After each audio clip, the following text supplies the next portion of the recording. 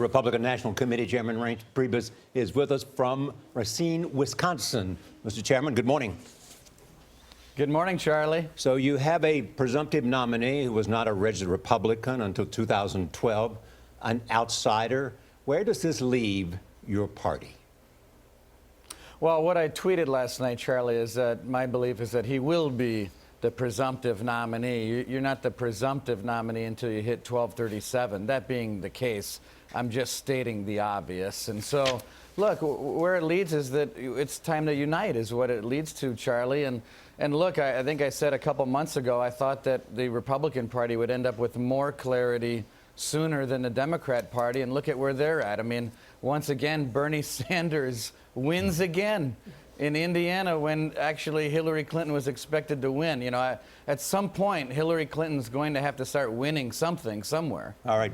I'm looking at the Daily News, the tabloid here. It says, Republican Party 1854 to 2016, dearly beloved, we're gathered here today to mourn the GOP, a once great political party killed by epidemic of Trump. No, and there's an elephant, Reince, in a coffin, just to make the picture really clear for you. But let me add to the fitting question. of the Daily News. All right, fair enough. Let me It's add to the only question. fitting of the Daily News. But people within your own party have said on this program that if Donald Trump is a nominee, will destroy the Republican Party. Senator Graham is saying, for example, how can a presumptive nominee who has so little support from Latinos and from women ever win a general election? Well, first of all, let me just remind everyone that what's happening in the Republican Party is pretty historic. When you look at voter registration against the Democrats has never been better than in 25 years. Our fundraising in the first quarter at the RNC was an all-time record. We've raised more money than we did in 2012. What I'm telling you is that the fundamentals are actually the opposite of the narrative. Now, clearly, when you have a race where you've got 17 candidates, and as of late, 2 very serious candidates with serious campaigns, it's not easy. It's hard. And I would be lying to you all if I said, okay, this is going to be easy. We're just going to pivot. You know what? Mr. Chairman? We got to unify. We need time to unify, and we will unify. But this is what today starts, which is this unification process. Mr. Chairman, you mentioned the fundamentals, but there are some really interesting facts when it comes to the numbers. In fact, Trump is faring worse than Romney among white voters in all of the presidential battleground states. Polls even show Trump losing white voters in states where Romney won them: Colorado, Pennsylvania, Wisconsin.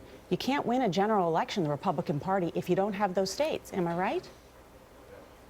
Well, you can't win unless you are the party of the open door. And that means white voters, Hispanic voters, black voters, Asian voters, women.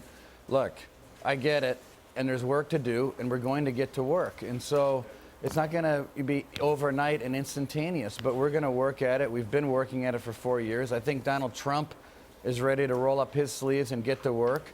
I think Hillary Clinton still has a lot of work just to win her nomination. Now, obviously, she's in the driver's seat, but you do have to win at some point if you want to be the nominee, and she needs to figure out how to win.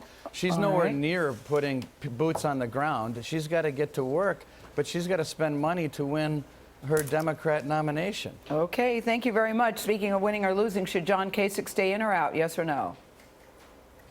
It's up to John Kasich. Okay, I mean, all right. All right. it's up No, to we him. wanted to hear your I'm not opinion, gonna but tell that's him to get okay. out. All right, thank you very much, Yeah. Reince Priebus. Very good to see you.